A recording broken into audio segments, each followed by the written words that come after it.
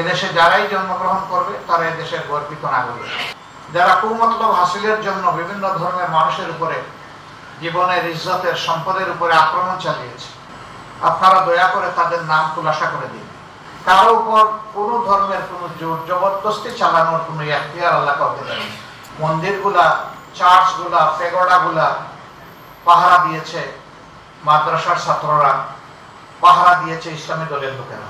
অন্যের সংস্কৃতিকে যারা অনুসরণ করে তারা কখনো আত্মমর্যাদাবোধ সম্পন্ন জাতি হতে পারে না। তারা হয় সংকীর্ণ এবং বিধ্বস্ত একটা জাতি। আমাদের ইতিহাস এমন নয়। আমাদের ইতিহাস খুবই সমৃদ্ধ। বিশ্বাসকে কেন্দ্র করেই আমাদের সংস্কৃতি, আর সংস্কৃতিকে কেন্দ্র করে আমাদের জীবনের সফল যাত্রা। বাংলাদেশ বিভিন্ন ধর্ম বর্ণের মানুষের আবাসভূমি। তবে আল্লাহর এটা নিজস্ব পরিকল্পনা যে এখানে শতকরা 90 থেকে 91% মানুষ তৌহিদে বিশ্বাসী।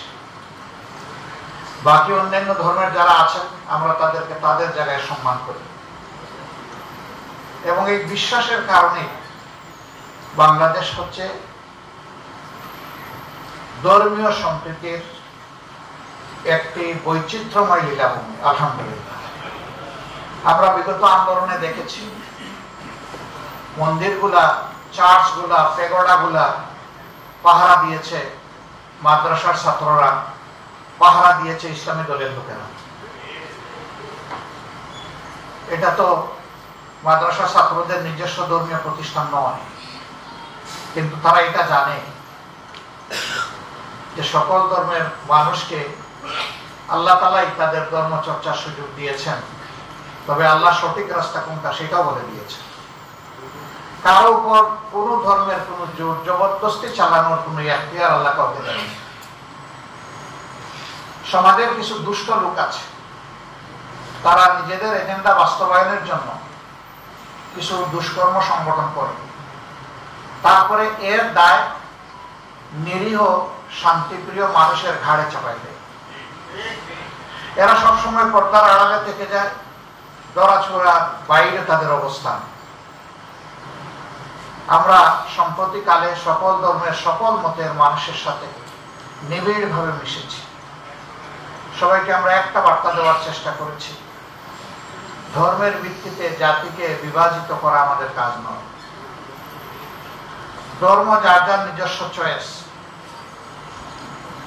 এর ভিত্তিতে আমরা এখানে মেজরিটি মাইনরিটিতে বিশ্বাসী না। এদেশে যারাই জন্মগ্রহণ করবে তারা এদেশের গর্বিত নাগরিক। তারা তাদের নাগরিক অধিকার সকলের মতো ন্যায্যতার ভিত্তিতে অবশ্যই তারা ভোগ করবে। তাদের নাগরিক অধিকারের সামান্য চিহ্নটুকু কেড়ে নেওয়ার অধিকার কারণে আমরা আরেকটা কথা তাদেরকে অনুরোধ করেছি। দীর্ঘ অর্ধ শতাব্দীর ঊর্ধ্বে হয়ে গেল বাংলাদেশ স্বাধীন হয়েছে। এই দীর্ঘ সময়ে যারা কুমতলব হাসিলের জন্য বিভিন্ন ধর্মের মানুষের উপরে জীবনের, ইজ্জতের, সম্পদের উপরে আক্রমণ চালিয়েছে, আপনারা দয়া করে তাদের নাম খুলাসা করে দিন। আপনারা সাদাকে সাদা বলুন, কালোকে কালো বলুন, তাহলে কালোরা সাদা এপ্রন গায়ে দিয়ে সমাজে আর বিচরণ করতে পারবে না। তারা সমাজের কাছে ধরা পড়ে যাবে। আমরা তাকে স্পষ্টভাবে তাদেরকে এটাও বলেছি, সেই কালো ব্যক্তিটি আমি হলে আমার নাম বলে দেন,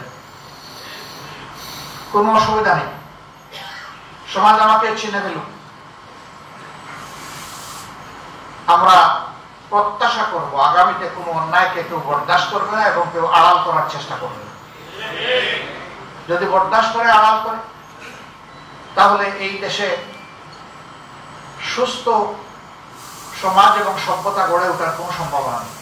এটা বারবার লঙ্ঘিত হবে, বারবার বাধাগ্রস্ত হবে এবং জাতি বারবার পথ হারবে।